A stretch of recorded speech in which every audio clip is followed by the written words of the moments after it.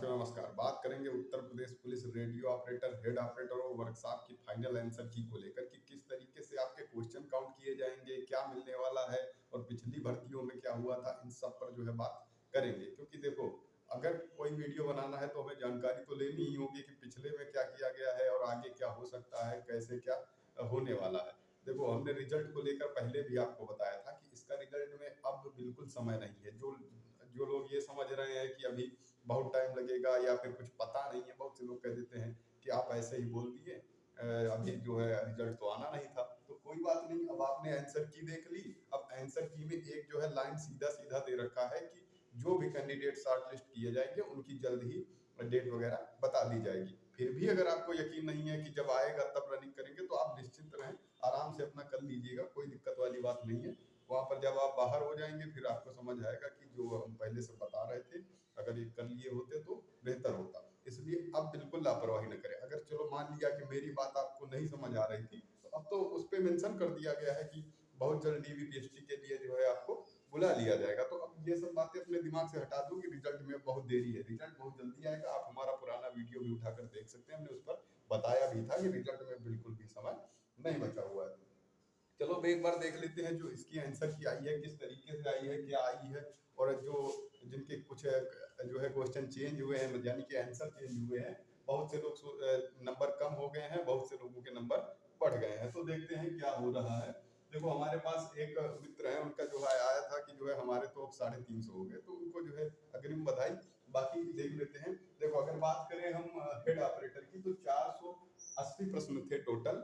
और जो है उसमें से 23 पर जो है ये माने हैं कि 23 में 12 को निरस्त किया है और 11 को परिवर्तित किया है। परिवर्तन का मतलब ये होता है कि पहले जैसे ए ऑप्शन था, अब उसको कर दिया है बी या फिर सी कर दिया है, ऐसे परिवर्तन कर दिया है। यानी कि यहाँ पर नुकसान हो सकता है आपको। निरस्त वाले को अभी हम बताएंगे, पूरा क्लियर करेंगे, लेकिन आप ये समझिएगा जिसमें परिवर्तन हुआ है उसमें दिक्कत हो सकती है। क्योंकि बहुत से लोग 11 क्वेश्चन परिवर्तन, हालांकि ये एक शिफ्ट के नहीं है, ये तो तीनों शिफ्ट के हैं। 3 शिफ्ट हुई थी ना हेड ऑपरेटर में, ये तीनों शिफ्ट में 11 क्वेश्चन। अब ये देख लीजिए कि किस शिफ्ट में सबसे ज्यादा हुए हैं, किस शिफ्ट में सबसे कम हुए हैं।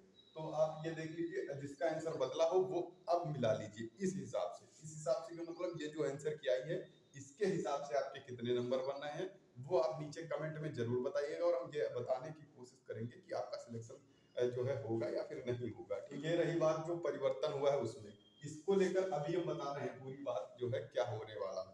ठीक, तो वही बात करें असिस्टेंट ऑपरेटर में, 2560 प्रश्न टोटल थे। इनको पता ही है कि 1 तारीख से लेके जो है इनका एग्जाम 8 तारीख तक चला था। तो 45 प्रश्न जो है इसके निरस्त किए गए हैं, सभी शिफ्टों को मिलाकर, एक शिफ्ट का नहीं। जो है 32 प्रश्न में परिवर्तन किया गया है। वही बात करें वर्कशॉप वालों की, तो 480 इनका भी 3 शिफ्ट में एग्जाम हुआ था। और वही बात करें 18 क्वेश्चन इनमें देखने को मिले हैं, 18 में 10 को निरस्त किया गया और 8 को परिवर्तन किया गया है। तो अब ये बातें हो गई, ये बातें आप देख सकते हैं। आपकी जो आंसर की आई है उस पर आप जाके देख सकते हैं, पढ़ सकते हैं, वहां पर आप देख सकते हैं और किसी प्रकार की कोई दिक्कत वहां नहीं आएगी। ठीक है, अब देखो बात करेंगे कि जो है अब यहाँ पर क्या होगा, पिछले में क्या हुआ, इनका निरस्त को लेकर क्या है। क्योंकि आप लोग ये समझ रहे थे, बहुत से लोगों ने बता भी दिया कि इसमें क्या होता है क्या नहीं होता है, लेकिन हम अपना भी बताएंगे कि आखिर क्या यहाँ पर होने वाला है। देखो, आप जो आंसर की आई है उसको एक बार पढ़िए। मिलाना तो आप लोगों को आ ही गया होगा कि कैसे मिलाना है। आप लोग इतना तो बहुत अच्छे पढ़े लिखे हो, तो ये सब तो मिला लिए होंगे कि अब आपके कितने बनना है कितने नहीं बनना है। बस दिक्कत तो यहाँ निरस्त वाले में आ रही होगी। ठीक है, अभी हम बता दे रहे हैं कि निरस्त वाले में क्या करना है। देखो, अब हम बात करेंगे पिछली भर्ती में। पिछली भर्ती कौन कौन सी? उत्तर प्रदेश पुलिस भर्ती बोर्ड द्वारा जो भर्तियां कराई गई, वो 2018 की भर्ती जो थी 41,520 पदों पर। उसके बाद एक भर्ती कराई गई 49,568 पदों पर। अगर आपको नहीं पता है तो आप यहाँ पर जान सकते हैं। उसके बाद एक भर्ती कराई गई थी यूपी जेल वार्डर और फायरमैन की भर्ती कराई गई थी। अच्छा, इसको हम क्यों बता रहे हैं तो अभी समझ आ जाएगा। देखो, इसमें क्या हुआ था, जो क्वेश्चन गलत पाए गए थे, गलत का मतलब ये वाले निरस्त वाले, यहाँ पर क्या हुआ था, यहाँ पर एफएम दिया गया था सबको। सबको यहाँ पर एफएम दिया गया था सीधा सीधा। जेल वार्डर फायरमैन, ठीक है, इनकी बात हम क्यों कर रहे हैं क्योंकि अभी आपको समझ आएगा। देखो, जो पुरानी भर्ती थी 41,000 और 49,000, उसमें क्या हुआ था, जो निरस्त हो गए थे उनमें जो है एफएम दे दिया गया था। उसके बाद क्या हुआ, जेल वार्डर और फायरमैन में नलीफाइड किया गया था। नलीफाइड का मतलब निरस्त, निरस्त, ठीक है। और यहाँ पर क्या किया गया है, यहाँ पर कैंसिल किया गया है। ये जो अभी रेडियो वाला आया है है वहां पर कैंसिल लिख के आया है। कैंसिल का मतलब जो है क्वेश्चन को ही कैंसिल कर दिया गया है। यहाँ पर नलीफाइड था, लेकिन यहाँ पर हुआ क्या था, यहाँ पर तो साफ समझ आ रहा है कि एफएम का मतलब फुल मार्क जो है मिले होंगे, सबको मिले होंगे, वो चाहे अटेम्प्ट किया हो, ना किया हो, गलत किया हो, सही किया हो, यहाँ पर सबको मिलेंगे, कोई दिक्कत यहाँ पर नहीं थी। लेकिन यहाँ पर क्या था, यहाँ पर डाउट में थे सब लोग। नलीफाइड हो गया, नलीफाइड का मतलब निरस्त हो गया। यहाँ पर कुछ लोग जो है ये सोच रहे थे कि इसका फुल मार्क मिलेगा या नहीं मिलेगा, तो यहाँ पर भी भर्ती बोर्ड ने फुल मार्क दिया था, ठीक है। यहाँ पर क्योंकि जो लोग मिला रहे थे अपनी आंसर की से, इसके हिसाब से जो लोग मिलाए थे तो उनके हिसाब से यहाँ पर जो है उनको नंबर मिले थे, उसके बाद नॉर्मलाइजेशन हुआ था। तो आप ये समझ लो कि नलीफाइड जब लिख के आया था तो उनको एफएम मिला था। एफएम का मतलब फुल मार्क ही मिले थे, बेशक यहाँ पर निरस्त लिखा हुआ था। अब बात करें इसमें लिख के आया है कैंसिल, लेकिन एक बात और उसमें मेंशन की गई है, उसमें ये लिखा हुआ है, आप पढ़िएगा जाके, 2 नंबर पे लिखा है, 2 नंबर के पहले पे लिखा हुआ है, जो कि जैसे मान लो कि हम बात कर लें सहायक वालों की, 45 प्रश्न उत्तर विकल्पों में त्रुटिपूर्ण होने के कारण प्रश्नों को निरस्त किए जाने का निर्णय लिया जाता है, ऐसा इस पे लिखा है। तथा निरस्त प्रश्नों के लिए आवंटित अंकों का वितरण अभ्यर्थी को माननीय उच्च न्यायालय इलाहाबाद में रिट्स याचिका संख्या 2669/2009 पवन कुमार अग्रहारी बनाम उत्तर प्रदेश लोक सेवा आयोग में स्वीकृत व्यवस्था के अनुसार किया जाएगा। ये बात जो आ रही है ना, इसमें क्या हुआ था इनका, फिर हमने जो है इसको देखा कि इसमें क्या निर्णय आया था कोर्ट वगैरह का। तो उसमें यह था कि इसमें एक नंबर से ये बाहर हो रहे थे पवन कुमार अग्रहारी जो भी है, तो उसमें ये हो गया था, जो कैंसिल किया गया था उसमें जैसे मान लो कि आपकी शिफ्ट है, आप में 160 क्वेश्चन थे, ठीक है, समझिएगा 160 क्वेश्चन आपकी शिफ्ट में आए थे।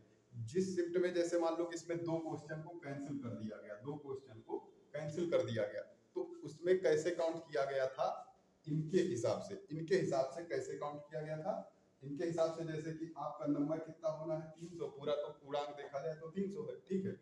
और मान लो आपके क्वेश्चन सही कितने हैं, इस समय मान लो कि 90 क्वेश्चन सही है, तो 90, और जो 2 क्वेश्चन यहाँ पर कैंसिल किए गए तो यहाँ पर कैंसिल वाले घटा दिए जाएंगे 158।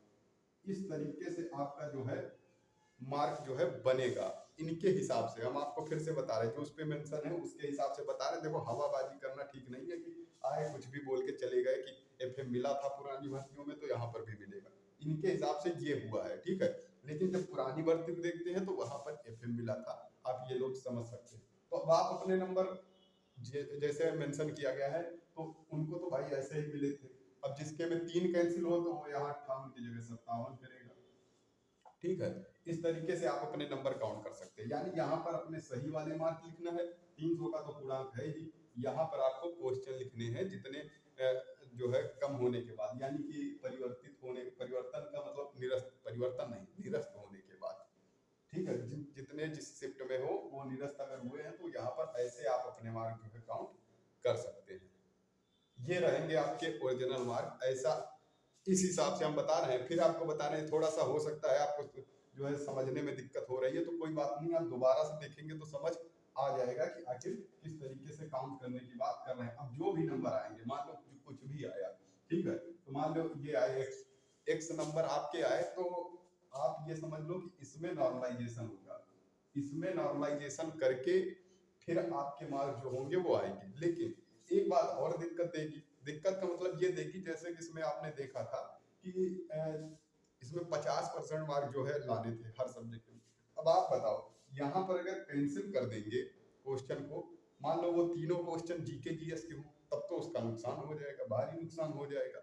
ये कैसे करेंगे, क्या सब्जेक्ट वाइज नॉर्मलाइजेशन करेंगे या फिर इस तरीके से करेंगे, ये थोड़ा सा समझ से जो है थोड़ा सा बाहर आ रहा है। क्योंकि ये जो बताए हैं जिनका इनका फार्मूला ये ऐसे जा रहा है, ऐसे में थोड़ा सा हमें समझ कम आ रहा है कि मतलब ये ऐसे कैसे नॉर्मलाइजेशन करेंगे। नॉर्मलाइजेशन का मतलब क्या सब्जेक्ट वाइज करेंगे या फिर ओवरऑल कर देंगे। अगर ओवरऑल कर देंगे तब तो ये दिक्कत आ जाएगी। दिक्कत का मतलब बहुत से लोगों के नंबर यहाँ पर कम भी हो रहे हैं। मान लो 3 क्वेश्चन हुए जीके जीएस के 30, और उसके जो है मात्र 21 क्वेश्चन सही थे जीके जीएस में, 3 क्वेश्चन उसके निरस्त ही हो गए, तो उसके तो ऑलरेडी यहाँ पर कम हो गए, पहले ही कम हो गए।